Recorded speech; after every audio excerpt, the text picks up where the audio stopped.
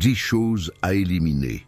En silence, pour transformer votre vie. Sagesse stoïcienne.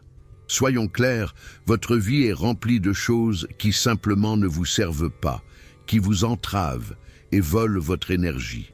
Mais vous êtes-vous déjà demandé pourquoi vous continuez à porter ces choses ? Parfois, le plus grand acte de rébellion n'est pas de faire du bruit, mais d'éliminer en silence tout ce qui ne nous apporte rien. Relations toxiques, dehors, habitudes autodestructrices également. Et non, vous n'avez pas besoin de faire un spectacle de tout cela, ni d'attendre l'approbation de qui que ce soit. Dans la vidéo d'aujourd'hui, je vais vous enseigner à suivre le conseil de la philosophie stoïcienne. Lâchez ce que vous ne pouvez pas contrôler et libérez-vous.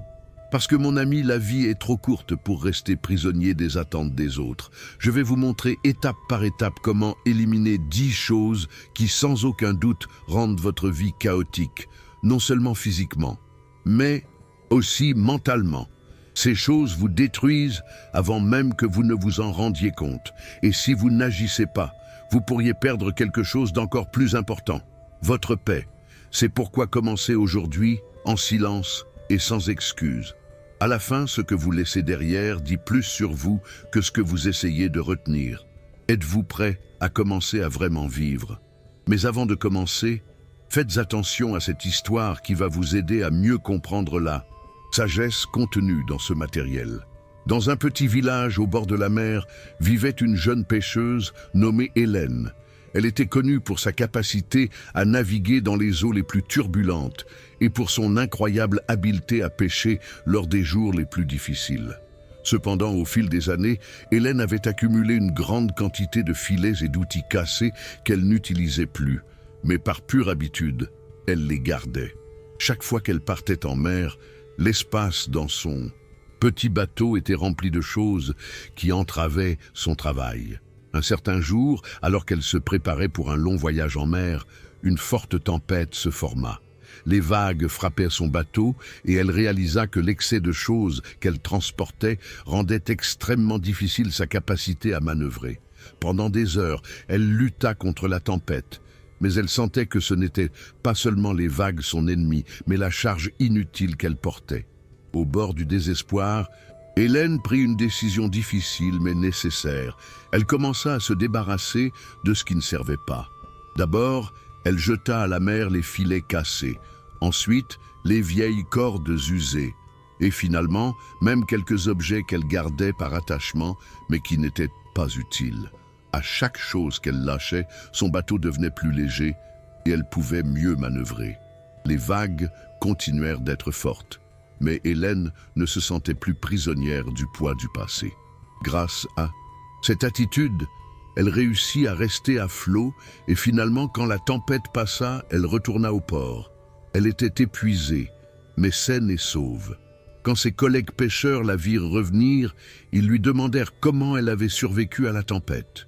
Hélène, avec un sourire tranquille, répondit « Il y a des moments dans la vie où nous nous accrochons à des choses dont nous n'avons pas besoin, des objets, des souvenirs ou des personnes qui ajoutent seulement du poids à notre voyage. Ce n'est que lorsque nous décidons de laisser partir l'inutile, en silence et sans drame, que nous trouvons la liberté d'avancer avec plus de facilité. La morale de cette histoire est que dans la vie, il y a beaucoup de choses que nous devons éliminer en silence pour aller de l'avant. Parfois, la charge que nous portons nous empêche de naviguer avec légèreté, et ce n'est qu'en lâchant ce poids que nous pouvons découvrir notre véritable chemin. Avant de commencer avec la première leçon, si vous trouvez ce type de vidéo utile, je vous encourage à vous abonner à la chaîne et à activer les notifications pour rester à jour avec les nouveautés. Allons-y. Numéro 1. La peur de l'opinion des autres. Vous êtes-vous déjà demandé combien de décisions dans votre vie ont été prises par peur de ce que les autres pourraient penser? Cette peur qui s'infiltre sous la peau, qui vous empêche d'être vous-même, c'est comme vivre sur une scène continue sous le regard critique d'un public qui en réalité ne fait même pas attention à vous. Vous savez pourquoi? La plupart du temps, les gens sont trop occupés à gérer leurs propres insécurités pour vous juger. Pourtant, vous vous paralysez.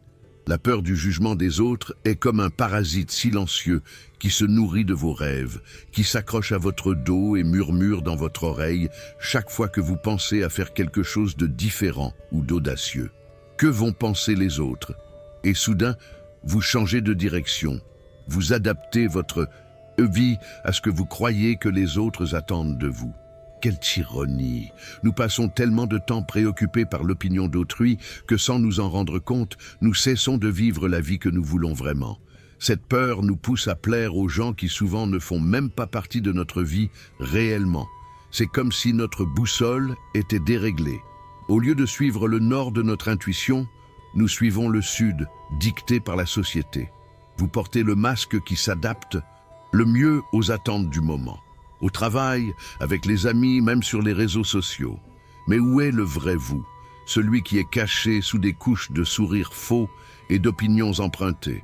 Parfois, la peur de ce qu'ils vont dire est encore plus subtile. Elle se déguise en prudence. Ce n'est pas le moment, peut-être que je ne suis pas assez bon. Des excuses masquées de sagesse qui au fond cachent le même monstre, la peur du jugement des autres. Et pendant ce temps, les rêves restent archivés, attendant un meilleur moment qui n'arrive jamais. Pour éliminer cette peur une fois pour toutes, nous devons pratiquer la philosophie stoïcienne. Les stoïciens enseignent que nous ne pouvons pas contrôler ce que les autres pensent de nous, mais nous pouvons contrôler comment nous y réagissons. Cela semble simple, mais ce ne l'est pas. Cela nécessite un exercice constant d'introspection et de courage. Il s'agit d'apprendre à vivre pour vous-même, à prendre des décisions qui vous rendent heureux et pas seulement pour plaire aux autres. La vie est trop courte pour être vécue sous l'ombre de l'opinion d'autrui. Un bon exercice est de commencer à éliminer en silence les choses qui n'apportent pas de valeur à votre vie, celles qui sont là seulement pour plaire aux autres. Vous sentez-vous obligé de maintenir une certaine image?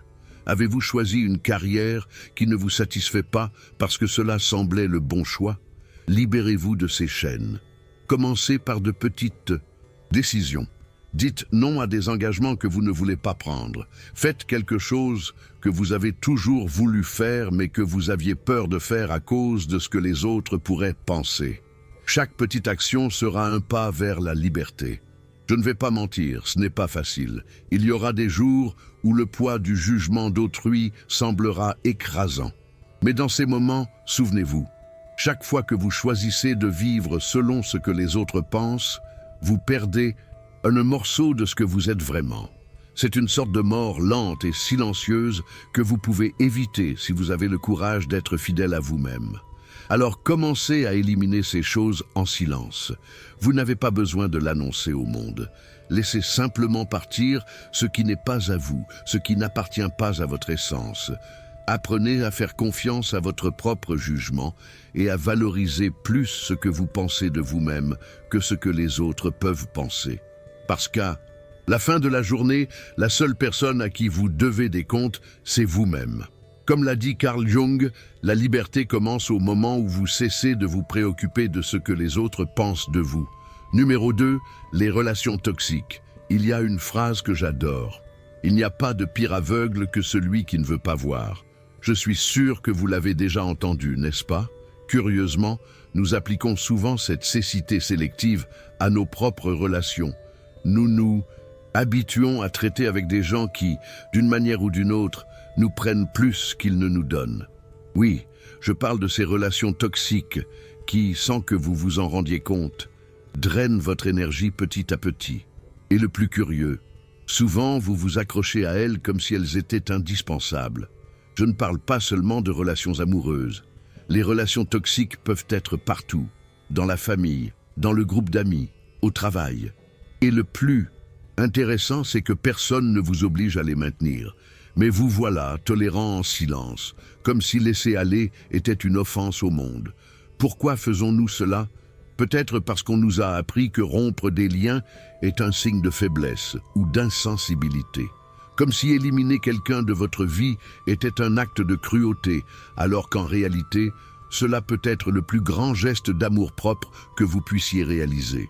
Apportons un peu de philosophie à cette conversation. Les stoïciens nous enseignent que nous ne devons pas nous préoccuper de ce que nous ne pouvons pas contrôler. Cela vaut aussi pour les gens autour de nous. Vous ne pouvez pas contrôler comment les autres agissent, mais vous pouvez contrôler si vous voulez ou non les garder dans votre vie. C'est simple, mais voici la partie difficile. Le faire en silence. Et ne vous méprenez pas. Il ne s'agit pas de vengeance silencieuse ou de se sentir supérieur. C'est simplement une décision inconsciente de ne plus alimenter une relation qui vous épuise. Pensez-y. Vous n'avez pas besoin d'un drame pour éliminer ce qui ne vous sert pas. Il n'est pas nécessaire d'annoncer aux quatre vents que vous vous désintoxiquez des gens. Laissez simplement partir. C'est comme arrêter d'arroser une plante qui ne fleurit plus. Vous le faites calmement, sachant qu'elle ne fait plus partie de votre jardin. Et c'est bien. La plante suit son chemin, vous suivez le vôtre, et la vie continue. Vous est-il déjà arrivé de passer du temps avec quelqu'un, même proche, et de sortir de cette interaction complètement épuisé? Ce n'est pas que cette personne soit mauvaise, mais son énergie ne correspond pas à la vôtre. C'est là qu'intervient la clé. Détectez ces relations. Écoutez votre corps, votre esprit. Si vous sentez que chaque interaction avec une certaine personne est un véritable marathon émotionnel, vous êtes peut-être dans une relation toxique. Cela peut être douloureux à admettre, mais c'est nécessaire. Ici, entre la stratégie du silence, réduisez progressivement les interactions. Cessez de chercher le contact. Éloignez-vous. Pas besoin de grands gestes ou de disputes. Cessez simplement d'être disponible. C'est libérateur, croyez-moi. Non pas parce que vous tournez le dos au monde, mais parce que vous priorisez votre bien-être. Parfois, l'amour-propre n'est pas dire non à haute voix, mais dire assez en silence. Alors, comment identifier ces relations? C'est simple. Si chaque fois que vous voyez un message de cette personne, vous sentez un nœud à l'estomac, si sortir avec elle vous laisse plus épuisé qu'une semaine entière de travail, si vous remarquez que c'est toujours vous qui donnez et ne recevez jamais, vous avez déjà la réponse. Quand cela devient clair, commencez le processus d'élimination, sans drame, sans explications inutiles. Avancez simplement. Conclusion. Il ne s'agit pas d'être cruel ni de garder rancune. Il s'agit de vous respecter suffisamment pour ne pas permettre qu'on continue à drainer l'énergie que vous pourriez utiliser avec des personnes et des activités qui vous nourrissent vraiment. À la fin, la clé est d'être honnête avec vous-même et de placer votre bien-être au-dessus de la culpabilité ou de la peur de blesser les autres. Gardez ceci avec clarté, mon ami. Certaines personnes sont comme le vent. Vous les ressentez, mais vous ne pouvez pas vous accrocher à elles. Vous devez simplement les laisser passer. Numéro 3. Les habitudes. Autodestructrices. Parfois, vous vous surprenez à faire de petites choses, qui, si vous regardez de près, vous savez qu'elles ne vous mènent nulle part. Ce sont ces actions qui semblent inoffensives au début, mais qui, sans vous en rendre compte, vont usant votre paix mentale ou physique. Moi aussi, je suis tombé dans ce piège plus de fois que je voudrais l'admettre. Petites habitudes autodestructrices qui passent inaperçues comme un goutte-à-goutte constant qui, avec le temps, use même la roche. Mais que se passe-t-il si ces habitudes sont les roches de notre vie quotidienne? Comment les éliminer sans faire d'esclandre? D'abord, il faut les reconnaître. Et c'est là le truc, ce n'est pas facile. Pointer ce qui nous dérange chez les autres, c'est une chose. Mais identifier cela en nous-mêmes, c'est différent. Vous vous levez le matin et sans penser, vous prenez votre téléphone. Pas pour quelque chose d'important, bien sûr, mais par pure habitude. Comme si votre doigt était programmé pour faire glisser l'écran avant même que votre cerveau ne se soit réveillé. Cela semble inoffensif, n'est-ce pas? Jusqu'à ce que vous réalisiez que vous avez perdu 20 minutes de votre matin immergé dans rien, avec l'esprit déjà saturé avant même de sortir du lit.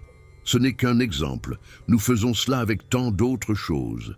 Ce café supplémentaire qui n'était pas nécessaire, cette conversation que vous saviez que vous n'auriez pas dû avoir, cette série qui ne vous apporte rien mais que vous continuez à regarder par inertie. Ce sont les petites choses qui, avec le temps, peuvent créer un grand trou dans votre bien-être. Maintenant, éliminez ces habitudes c'est une autre histoire. Soyons honnêtes. Combien de fois avez-vous promis de laisser quelque chose derrière vous et avez fini par en faire encore plus? Comme quand vous dites « à partir de demain, je commence vraiment ». Et puis demain arrive et c'est juste un autre jour d'excuses. C'est là qu'entre une leçon des stoïciens. Ces philosophes de la Rome antique croyaient que les grandes transformations ne se produisent pas d'un seul coup, mais en petits pas silencieux, presque imperceptibles.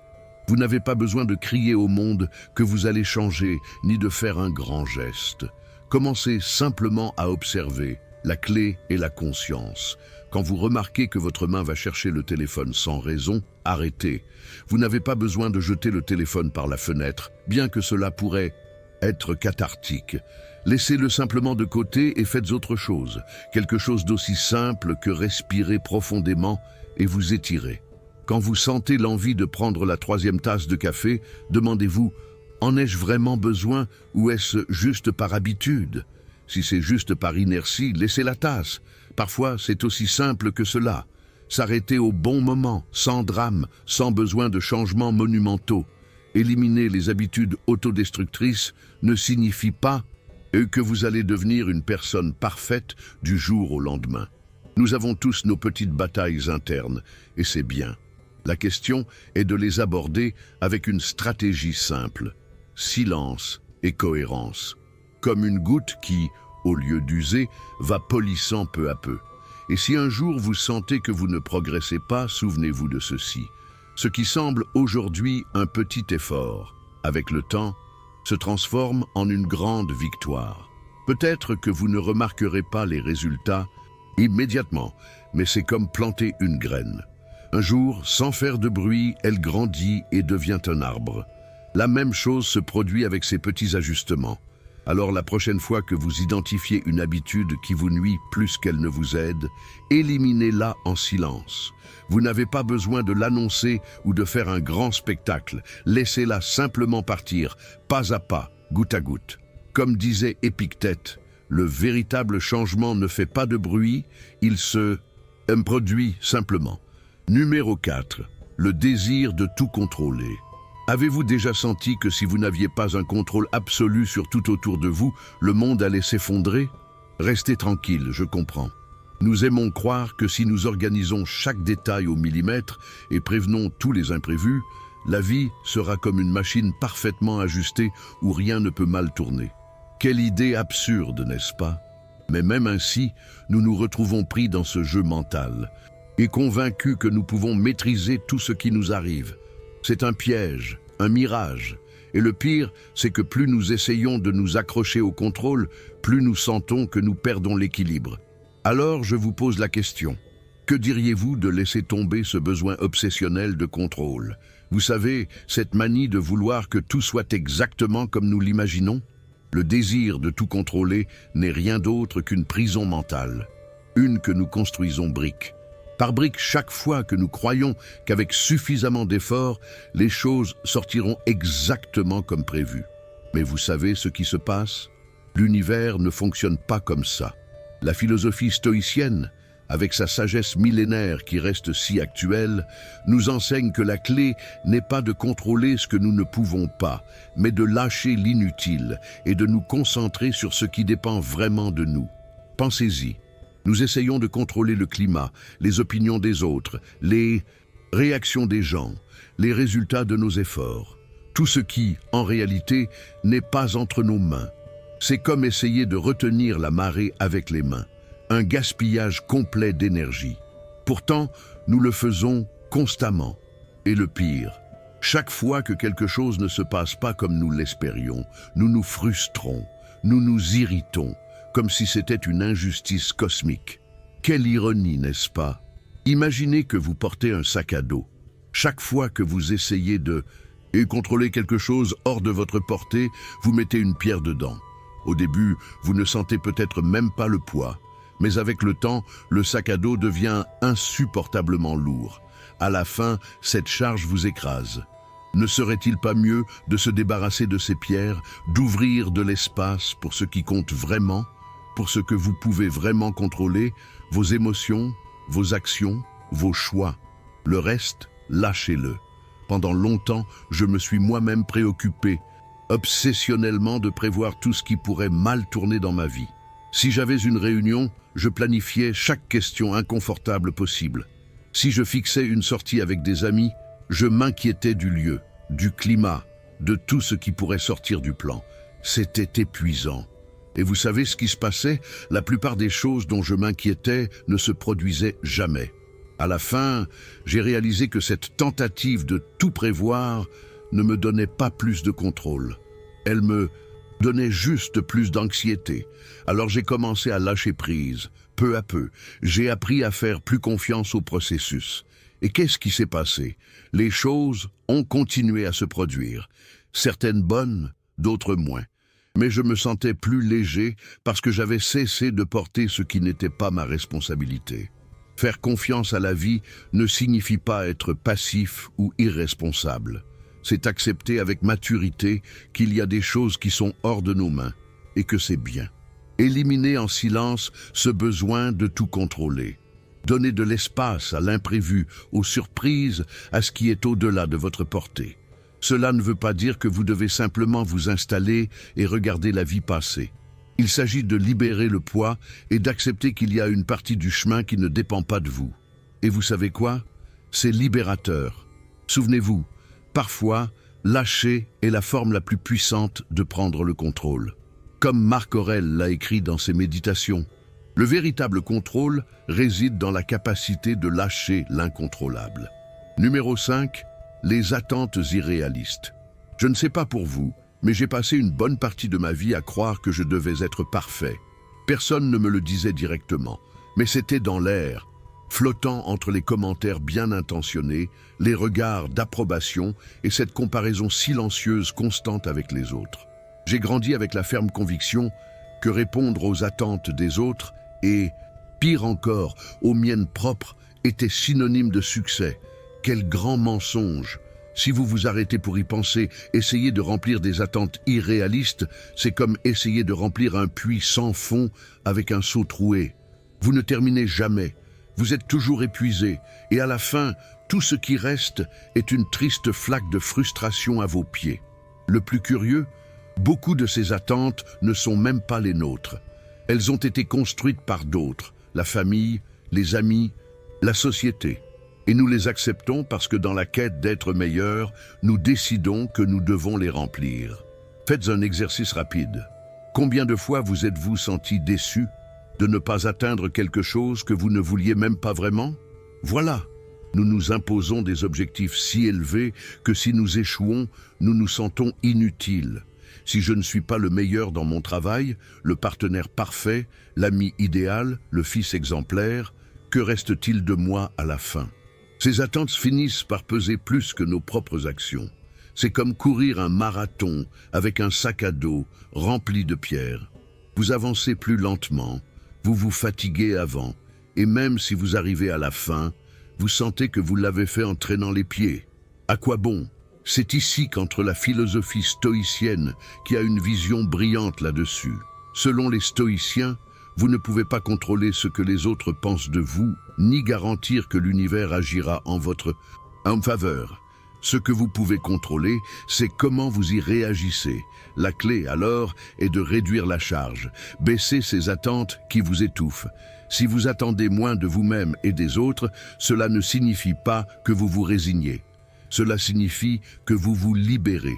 Vous n'êtes plus prisonnier de la pression constante de correspondre à l'impossible. Vous existez simplement et vous avancez. Bien sûr, cette magie ne se produit pas du jour au lendemain. Je ne dis pas de jeter toutes vos attentes par la fenêtre d'un coup. Pensez-y comme à nettoyer un placard rempli de vieux vêtements. D'abord, regardez ce qui ne vous va plus, ce que vous n'avez jamais vraiment aimé, et débarrassez-vous-en une pièce à la fois. Parfois, vous hésitez à laisser partir un t-shirt parce que vous pensez que vous l'utiliserez un jour, mais au fond, vous savez que non. Avec les attentes, c'est pareil. Commencez par éliminer celles qui ne vous appartiennent pas. Ensuite, révisez les vôtres et demandez-vous, sont-elles réalistes? Vous n'avez pas besoin de toutes les garder. Quelque chose qui peut aider à réduire les attentes sans créer de drame, c'est de changer la façon dont vous vous parlez. Par exemple, au lieu de dire « je dois tout faire parfaitement », essayez « je vais faire de mon mieux avec ce que j'ai maintenant ». Cela semble simple, mais c'est libérateur. Vous ouvrez de l'espace pour l'erreur qui est humaine et pour la possibilité de vous améliorer sans la pression inconstante. Un autre truc infaillible, évitez de raconter tous vos plans à tout le monde. Moins vous faites de bruit, moins les autres créent d'attentes sur ce que vous devriez accomplir. Après tout, les attentes externes ne sont que cela, du bruit. Éliminez en silence ce qui ne vous apporte rien. Vous remarquerez que les choses commencent à couler de manière beaucoup plus naturelle. Lâcher les attentes, ce n'est pas abandonner, c'est un acte de sagesse. Au lieu de vous concentrer sur ce que vous devriez faire ou être, concentrez-vous sur ce que vous voulez vraiment et sur ce qui est sous votre contrôle. Moins d'attente, plus de liberté. Gravez cela dans votre esprit, mon ami. Moins vous attendez, plus léger vous devenez. Numéro 6. Le besoin d'avoir toujours raison. Avez-vous remarqué qu'il y a une manie, presque une nécessité obsessionnelle d'avoir toujours raison, d'être la personne qui sait tout? C'est comme si chaque conversation était un champ de bataille et que la victoire était de prouver que vous avez raison. Une lutte silencieuse mais implacable. Le pire, cette guerre n'est pas avec les autres, mais avec vous-même. Chaque fois que vous insistez pour avoir le dernier mot, c'est comme si vous deviez vous convaincre que votre valeur en dépend. Cela ne fatigue pas, parce que sincèrement, je suis déjà épuisé de cette course sans fin. On nous a appris à croire que nous devons toujours avoir la bonne réponse, comme si se tromper était synonyme de faiblesse. La société, les réseaux sociaux et même les réunions de famille renforcent l'idée que échouer, c'est échouer. Mais je vais vous confier un secret. Parfois, avoir raison est la chose la moins importante de la vie. La philosophie stoïcienne nous enseigne à accepter ce que nous ne pouvons pas contrôler. Et vous savez quoi? Vous ne pouvez pas contrôler la perception que les autres ont de vous. Cette parade interminable pour prouver que vous savez tout ne mène nulle part. Elle vous rend juste plus anxieux, plus frustré et à la fin de la journée plus seul. Demandez-vous, qu'est-ce que je gagne à avoir toujours raison? Une médaille invisible? Cela ne semble pas valoir l'effort, n'est-ce pas? C'est comme porter une valise remplie de pierres inutiles. À chaque discussion ou opinion imposée, vous mettez une pierre de plus là-dedans, jusqu'à ce que le poids devienne insupportable et que vous vous demandiez pourquoi vous êtes si épuisé. La réponse est simple, vous vous usez pour quelque chose qui n'a pas de valeur réelle. La prochaine fois que vous sentez cette urgence de démontrer que vous avez raison, essayez de rester silencieux. Non par résignation, mais par libération. C'est comme lâcher un stylo que vous teniez pendant des heures sans vous en rendre compte. Quand vous le lâchez, vous ressentez un soulagement que vous ne saviez même pas que vous aviez besoin. Avec le besoin d'avoir toujours raison, c'est la même chose. Quand vous lâchez cette charge, vous réalisez que vous étiez prisonnier dans une guerre que vous ne vouliez même pas livrer. Alors comment lâcher ce besoin? Acceptez que vous n'avez pas besoin de tout savoir. C'est bien de se tromper. C'est bien de ne pas avoir une opinion formée sur tout. Vous n'êtes pas en compétition dans un concours de sagesse. Apprenez à écouter vraiment. Pas pour réfuter, mais pour comprendre. Il y a une différence énorme entre entendre et écouter. Entendre est une fonction biologique. Écouter est un art. Quand vous écoutez, avec attention, l'anxiété d'aller ou d'imposer votre point de vue disparaît. Appréciez le silence. Parfois, le meilleur argument est simplement de permettre aux autres d'avoir le dernier mot. Toutes les conversations n'ont pas besoin d'un vainqueur. Parce qu'à la fin, gagner une discussion, ce n'est pas la même chose qu'avoir la paix. Est-ce que cela vaut la peine d'avoir toujours raison au prix de votre tranquillité? Non, vraiment pas. La prochaine fois que vous serez dans une conversation et que vous sentirez cette urgence de corriger ou d'imposer votre opinion, respirez profondément. Lâchez le stylo. Laissez partir. La paix que vous ressentirez sera infiniment plus précieuse que n'importe quelle victoire momentanée. Si cela peut vous consoler, souvenez-vous des stoïciens. Ils savaient que la vraie sagesse n'est pas d'avoir raison, mais de savoir quand ne pas se battre. Comme disait Sénèque, la vraie connaissance n'est pas de gagner toutes les batailles, mais de savoir quand ne pas lutter. Numéro 7. Le bruit digital. Avez-vous déjà remarqué à quel point vous êtes entouré de bruit digital? Je ne parle pas seulement des voitures dans la rue ou du voisin qui perce le mur, mais de cet autre bruit, celui qui est dans votre poche, dans vos mains, dans vos yeux. Réseaux sociaux, notifications interminables, messages qui n'arrêtent pas d'arriver. Il semble que tout soit conçu pour vous distraire, pour vous maintenir dans un état constant d'alerte. Et vous voilà, pensant que vous avez le contrôle, alors qu'en réalité, c'est le chaos digital qui vous contrôle. La réalité est que nous vivons à une époque où le silence est un luxe. Mais ce luxe n'est pas aussi inaccessible qu'il n'y paraît. La première étape est de comprendre ce qui vole vraiment votre attention. Parce qu'en réalité, il y a des choses que vous devriez éliminer en silence de votre vie. Et oui, c'est possible. Seulement, ce n'est pas si évident. Je vais être honnête. Le chaos digital ne disparaît pas, simplement parce que vous fermez une application. Ce serait comme essayer d'éteindre un incendie avec un verre d'eau. Ce dont vous avez besoin, c'est d'être radical, comme les stoïciens qui savaient que la paix intérieure était ce qui comptait vraiment. Et ils ne l'atteignaient pas en se laissant emporter par les distractions externes. Alors, que devriez-vous éliminer en silence de votre vie? Allons-y. Premièrement, les réseaux sociaux. Oui, je sais, cela semble cliché. Mais croyez-moi, plus vous suivez de comptes, plus vous créez de bruit. Je ne dis pas de vous déconnecter complètement, mais pensez, avez-vous vraiment besoin de savoir ce que la cousine d'un ami de l'ami de votre sœur est en train de faire? Éliminez sans pitié tout ce qui ne vous apporte rien. Et si vous pouvez, faites un nettoyage digital de temps en temps, comme quelqu'un qui organise un placard. Enlevez ce qui ne sert plus, ce qui n'aurait jamais dû être là en premier lieu. Deuxièmement, les notifications. Ici, les choses deviennent intéressantes. Pourquoi permettez-vous à votre téléphone de vous interrompre toutes les 2 minutes? Chaque fois qu'il vibre ou émet un son, votre cerveau fait un bond. Cela ne vole pas seulement votre temps, mais aussi votre énergie mentale.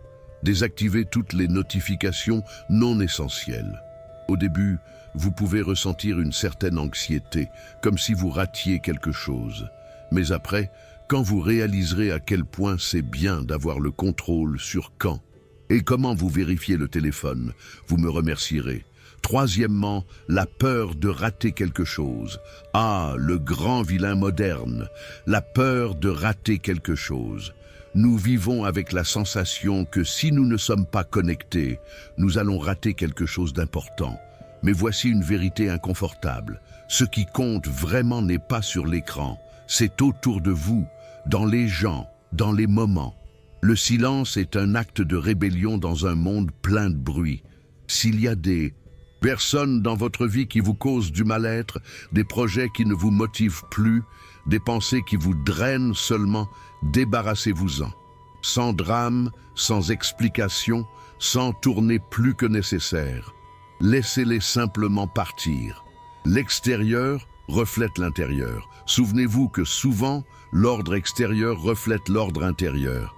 Si vous commencez à apporter un peu de clarté à votre environnement, vous verrez que peu à peu, cette clarté arrivera aussi dans votre esprit. Ce n'est pas de la magie, c'est un processus. C'est comme quand vous décidez de nettoyer un tiroir et que soudain vous vous sentez plus léger.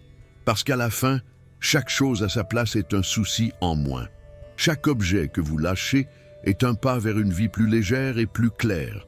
Les stoïciens ne compliquent pas leur vie avec l'inutile. Ils savaient que la clé était de se concentrer sur ce qui compte vraiment et de laisser le reste passer. Aussi simple que cela, vivre dans un monde plein de désordre physique et mental, c'est comme marcher dans un labyrinthe sans sortie. Mais quand vous commencez à vous débarrasser de ce dont vous n'avez pas besoin, vous découvrez que la sortie a toujours été là. Vous ne pouviez simplement pas la voir à cause de l'excès. Si vous voulez la paix mentale, commencez par organiser ce qui est autour de vous. Faites-le sans hâte, sans bruit, mais de manière constante. Votre esprit vous remerciera. Comme l'a dit Nelson Mandela, quand le bruit se calme, l'essentiel devient plus clair. Numéro 8, le désordre physique et mental. Maintenant, parlons de quelque chose que beaucoup sous-estiment, le désordre. Non, je ne parle pas seulement de la pile de vêtements sur la chaise ou des papiers éparpillés sur votre bureau. Je parle de ce désordre que vous portez avec vous, à l'intérieur et à l'extérieur. Parce que franchement, si votre environnement est un chaos, votre esprit le sera aussi. Et vice-versa. C'est comme un cercle vicieux où l'un alimente l'autre jusqu'à ce que vous vous sentiez complètement submergé. Le désordre physique est facile à voir. Ce sont les choses que vous accumulez sans raison, les vêtements que vous ne portez plus, les objets que vous gardez par nostalgie, les papiers que vous allez trier un jour, mais qui restent là. Chaque objet inutile dans votre espace occupe non seulement de la place physiquement, mais aussi mentalement. C'est une charge invisible que vous portez sans même vous en rendre compte. Mais le désordre mental, c'est encore plus insidieux. Ce sont les pensées qui tournent en boucle, les préoccupations inutiles, les rancunes que vous portez, les conversations que vous rejouez encore et encore dans votre tête. Tout cela crée un bruit constant qui vous empêche de penser clairement, de prendre de bonnes décisions, de simplement être en paix. Les stoïciens savaient quelque chose de fondamental. Pour avoir la clarté mentale, vous devez créer de l'ordre dans votre vie. Et cet ordre commence par éliminer ce qui ne sert pas. Marc Aurèle, l'empereur philosophe, pratiquait régulièrement le dépouillement, se débarrassant de tout ce qui était superflu. Et il ne parlait pas seulement d'objets matériels, mais aussi de pensées et de préoccupations inutiles. Alors comment éliminer le désordre ? Commencez par le physique. Faites un tour de votre espace de vie. Qu'est-ce qui ne sert à rien? Qu'est-ce qui est là juste par habitude? Commencez petit. Un tiroir, une étagère, un coin de pièce. Prenez chaque objet et demandez-vous, est-ce que cela me sert? Est-ce que cela m'apporte de la joie ou de la valeur? Si la réponse est non, débarrassez-vous-en. Donnez-le, vendez-le, jetez-le. L'important est de le faire sortir de votre espace. Et faites cela en silence. Vous n'avez pas besoin d'annoncer à tout le monde que vous faites du désencombrement. C'est un acte privé, un acte d'amour-propre. Chaque objet que vous éliminez crée de l'espace, non seulement physiquement, mais aussi mentalement. Vous commencerez à respirer plus librement, à penser plus clairement. Ensuite, passez au mental. Quelle pensée occupe constamment votre esprit sans vous servir? Peut-être est-ce une rancune contre quelqu'un qui vous a blessé il y a des années. Peut-être est-ce une préoccupation obsessionnelle sur quelque chose que vous ne pouvez pas contrôler. Peut-être est-ce une autocritique constante qui ne fait que vous tirer vers le bas. Identifiez ces pensées et consciemment décidez de les laisser partir. Ce n'est pas facile, je ne vais pas mentir. Les pensées ont une façon de revenir, de s'accrocher. Mais avec la pratique, vous pouvez apprendre à les observer sans vous y attacher, à les laisser passer comme des nuages dans le ciel. Une technique stoïcienne utile est la journalisation. À la fin de chaque journée, prenez quelques minutes pour écrire vos pensées. Videz votre esprit sur le papier. Cela crée de l'espace mental et vous aide à voir vos préoccupations plus clairement. Souvent, quand vous les écrivez, vous réalisez qu'elles ne sont pas aussi importantes qu'elles le semblaient dans votre tête. L'ordre n'est pas seulement esthétique, c'est fonctionnel. Un espace ordonné facilite le travail, la détente, la vie. Un esprit ordonné prend de meilleures décisions, gère mieux le stress, trouve plus facilement la paix.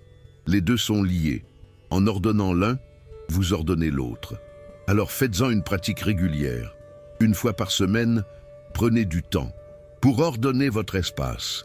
Une fois par jour, prenez du temps pour ordonner votre esprit. Ces rituels simples peuvent transformer complètement votre vie. Vous vous sentirez plus léger, plus libre, plus en contrôle.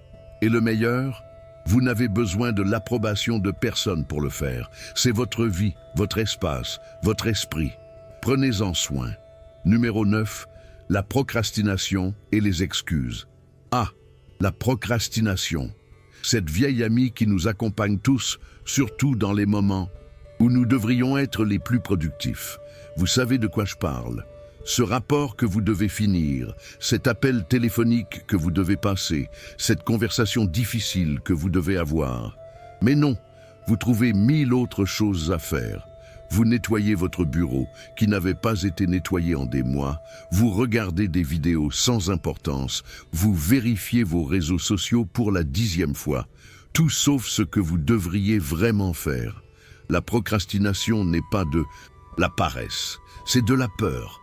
Peur de l'échec, peur du succès, peur du jugement, peur de l'inconnu. Et cette peur se déguise en excuse. Je n'ai pas le temps, je ne suis pas d'humeur, ce n'est pas le bon moment, je le ferai demain, et demain devient après-demain, et après-demain devient la semaine prochaine. Et avant que vous vous en rendiez compte, des mois ont passé, et vous n'avez toujours rien fait. Les stoïciens avaient une vision claire sur cela. Sénèque disait: ce n'est pas que nous ayons un peu de temps, c'est que nous en gaspillons beaucoup. La vie est assez longue pour accomplir les choses les plus grandes si nous l'utilisons bien. Mais nous la gaspillons en procrastination, en distraction, en choses sans importance. Alors comment éliminer la procrastination? D'abord, reconnaissez-la pour ce qu'elle est, de la peur déguisée. Quand vous vous surprenez à procrastiner, arrêtez-vous et demandez-vous: de quoi ai-je peur? Qu'est-ce que j'évite? Souvent, simplement nommer la peur la rend moins puissante. Ensuite, utilisez la règle des 2 minutes. Si quelque chose prend moins de 2 minutes, faites-le immédiatement.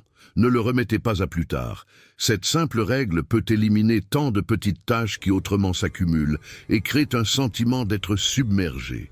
Pour les tâches plus grandes, divisez-les en petites étapes. Le grand projet qui vous terrorise, décomposez-le en tâches de 10 minutes. Vous n'avez pas à terminer tout d'un coup. Faites juste le premier petit pas, puis le suivant, puis le suivant. Avant que vous vous en rendiez compte, vous avez fait des progrès significatifs. Et cessez avec les excuses. Les excuses sont des mensonges que nous nous racontons pour nous sentir mieux à propos de notre inaction. Je suis trop fatigué, je suis trop occupé, ce n'est pas le bon moment. Toutes des excuses. La vérité, il n'y aura jamais de moment parfait. Les conditions ne seront jamais idéales. Si vous attendez le moment parfait, vous attendrez. Toujours. Les stoïciens nous enseignent à agir maintenant, avec ce que nous avons, où nous sommes. Épictète disait: n'attendez pas de conditions idéales. Elles ne viendront jamais. Commencez où vous êtes, avec ce que vous avez, et faites ce que vous pouvez. Éliminez en silence la procrastination et les excuses de votre vie, pas en vous battant avec vous-même, pas en vous sentant coupable, mais en agissant simplement. Une petite action à la fois, parce que l'action, aussi petite soit-elle, est toujours plus puissante que l'intention la plus noble. Numéro 10, les comparaisons inutiles. Parfois je me demande: pourquoi avez-vous cette manie de vous comparer aux autres? Allez, ne me donnez pas d'excuses. Nous le faisons tous. Mais dites-moi, pensez-vous vraiment que cela serve à quelque chose? C'est comme courir dans une compétition où les autres ne savent même pas qu'ils participent. Et le pire, ils ne s'en soucient probablement même pas. Pendant ce temps, vous êtes là, dans votre tête, mesurant chaque pas, chaque trébuchement, chaque petite avancée. Mais pas le vôtre, celui des autres. Se comparer, c'est comme essayer de gagner un concours de chant en utilisant la voix de quelqu'un d'autre. Cela n'a aucun sens. Vous avez votre propre mélodie, votre propre rythme, mais vous insistez pour suivre la partition d'une autre personne. Le problème, c'est que cette habitude apparemment inoffensive mine peu à peu votre estime de soi. Vous vous réveillez un jour en sentant que vous n'êtes pas assez bon, que vous n'êtes pas assez rapide, que vous n'êtes pas assez dans quelque chose. Tout cela parce que vous êtes trop occupé à regarder sur les côtés au lieu de vous concentrer sur ce qui est devant vous. La vérité est que la vie n'est pas une course de vitesse. C'est plutôt comme une traversée en bateau. Vous choisissez la direction, les arrêts et le rythme. Mais si vous êtes trop concentré sur les bateaux qui passent à côté de vous, ce que vous réussissez, c'est seulement dévier votre propre gouvernail. Le plus curieux, pendant que vous observez le bateau d'une autre personne, elle fait probablement la même chose avec vous. C'est comme ça que fonctionne cette comparaison absurde. Tout le monde regarde les autres, mais personne ne profite de son propre voyage. Arrêtez de vous comparer et faites-le en silence. Éliminez cette pratique comme une des choses que vous retirez de la vie sans faire de bruit. C'est comme se débarrasser d'un vieux t-shirt que vous ne portez plus. Personne n'a besoin de savoir, mais vous sentirez la différence. Se comparer aux autres n'est pas seulement inutile, c'est une trahison contre vous-même. C'est comme dire à votre moi intérieur qu'il n'est pas suffisant, que vous devez être quelqu'un d'autre pour valoir quelque chose. Mais pensez bien, cette philosophie n'a aucun sens. Les stoïciens disaient déjà « La seule comparaison valable est avec qui vous étiez hier ». Alors que faire quand la comparaison commence? Ne essayez pas de faire taire la voix, questionnez-la. Quand vous remarquez que cette voix intérieure commence à comparer, écoutez ce qu'elle dit. Mais questionnez sa logique. Pourquoi vous comparez-vous à cette personne? Que